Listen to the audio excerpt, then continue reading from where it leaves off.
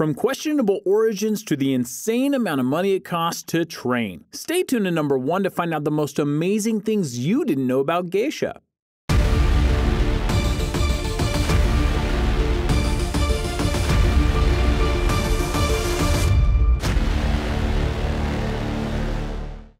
Number 10. Origin of geisha. As far as female entertainers are concerned, mention of them go as far back as the late 600s, where they were called the Saburuko, which literally translates to serving girl. Even then, there were 2 different classes to them, those that were only entertainers and those that also performed other favors for their patrons at gatherings. It was only in the 16th century that the professions officially began to separate, however, and the different classes were introduced. The Yujo would entertain guests, while the Oiran would perform erotic dances and skits for the guests. As time progressed, the art grew and full entertainment hubs were created, where they even had other traditional arts such as poetry and calligraphy. The term geisha didn't emerge until the 18th century, however, and they were only used as entertainers and dancers, while the Oiran would perform other acts for their guests. Number 9. The rise of the geisha. Strangely enough, around the time the term geisha was being thrown around for the first time, men were primarily used as geisha and were only there to perform an act as sort of a pre-show warm-up for the headline act, which were the Oiran. As the popularity of geisha grew, however, young women decided to join the ranks of the geisha, and by the 1750s it was dominated by around 90% women. Male geisha numbers continued to dwindle despite them not being barred from training, until it got to the point where it was simply not socially acceptable for men anymore to be trained as geisha. Meanwhile, the geisha industry continued to grow, resulting in the Oiran's business to be protected and making it illegal for geishas to sell their bodies as well as perform. The ending result of this, at the height of the industry, meant that there were as many as 80,000 geisha, with young women preferring to dance for their patrons over becoming Oiran. Number 8. Differences between Maiko and geisha.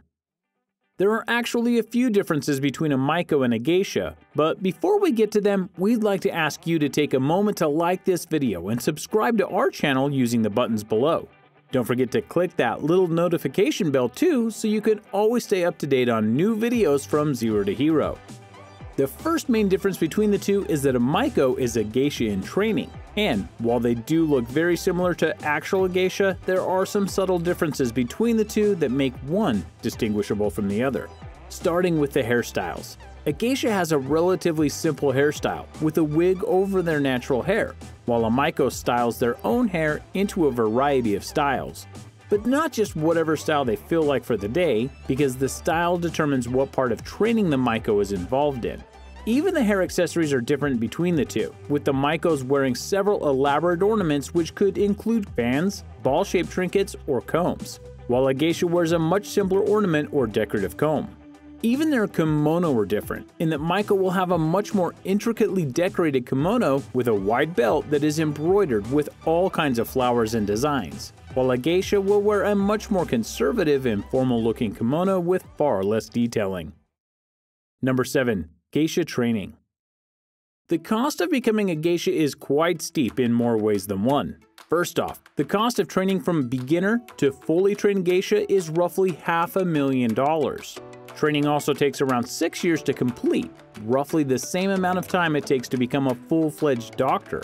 Naturally, most women can't afford this, and most Maikos have a sponsor, or a dana, that covers their full training. In Japan, men use sponsoring a Maiko as a status symbol to show how powerful and influential they are, and danas are held in high regard.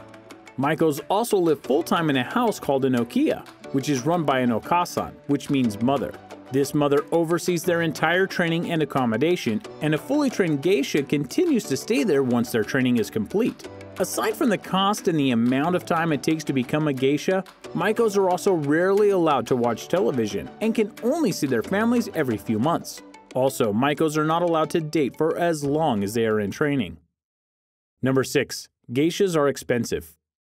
Training to be a geisha is expensive, much like being a doctor, and in turn it is expensive to have a geisha at your event. This is also much like a doctor's visit. Okasans are to geisha what hospitals are to doctors, and they put in a lot of time and effort into the training of the Maikos. Once they are fully trained geishas, the okasans act as their manager and need to be contacted directly if anyone wishes to have a geisha at their event. As mentioned before, geishas are not cheap either, and to have a geisha at your event can cost up to 300,000 yen, which is roughly $2,600 US. Bearing in mind that they typically spend between 2 and 3 hours at a venue, it makes them possibly even more expensive than doctors. This is especially true when you hear that geisha typically travel in pairs, meaning that just to have the privilege of telling people that you had a geisha at your party, it will cost you over $5,000. That's without all of your other party expenses. Number 5. Geisha clothing and makeup. Geisha are possibly known for their silk kimono and their white painted faces, but there is far more detail and effort to it than meets the eye. First of all, their hair and makeup can take 3 hours to apply and assemble from start to finish. And while geisha and maikos used to have their teeth dyed black in the old days, that part has at least been stopped today and is only used by maikos at specific ceremonies. Then there is the kimono, which can cost upwards of $1 million and can take 3 years to make, which is ridiculous to think of, especially if you consider that sometimes they're only worn once. Even the paint they put on their faces used to be an issue, in that, in the old days, it was lead-based paint, which caused all kinds of health issues before it was swapped out for what they use today. Number 4. Tourist attractions. Geisha live extremely secluded lives, out of sight of tourists and even of the locals. As such, many of the photos that are taken on the streets of towns that are known to have an okiya are actually of maikos that are being given a rare day of freedom. Or they are quite possibly one of the many tourists that pay to be made up like a geisha while they roam the streets. A geisha's life is so private that they are not even permitted to use a cell phone and are very rarely allowed to watch TV. Typically, people are not even permitted to enter the premises of the okiya and must be given permission by the resident okasan. Foreigners are also not allowed to enter the premises without supervision, and even then, they are not allowed to enter certain areas. Geisha are given 2 days off a month, but even on those days, while they are free to visit family, they are to demonstrate perfect manners and maintain the image of a geisha in order to set an example for other geisha. Number 3. Lisa Dolby, the blue-eyed geisha. If you don't think that Lisa Dolby is a typical Japanese name, well, you're right. And Lisa was the world's first Western geisha. Her journey began when she was 16 and was on a gap year vacation in Japan after she finished high school a year early. She initially fell in love with the sound of a shamisen, which is a traditional Japanese instrument and is often used by geisha. So Lisa took the time to learn how to play the instrument while she was in Japan. She went on to research a PhD on geisha and through this got in touch with her old shamisen teacher again. She once stated that she didn't intend on becoming a geisha at first, but her teacher had geisha students as well, and through his connections, doors were open for her to be invited into the community in order to better understand geisha and their way of life. She accepted the invitation and became famously known as the Blue-Eyed Geisha. Number 2. Yuko Osaka, the oldest geisha. Celebrated as the oldest geisha alive today, Yuko Osaka celebrated her 100th birthday in 2017. Yuko began her training as a maiko when she was just 13 years old, and it took her only 3 years to become a full geisha. She was once quoted saying that becoming a geisha was an easy career choice and that she will continue to perform until her last breath. Amazingly, Yuko was still regularly booked, and while she doesn't dance anymore due to her age, she still plays instruments and sings when she's working an event.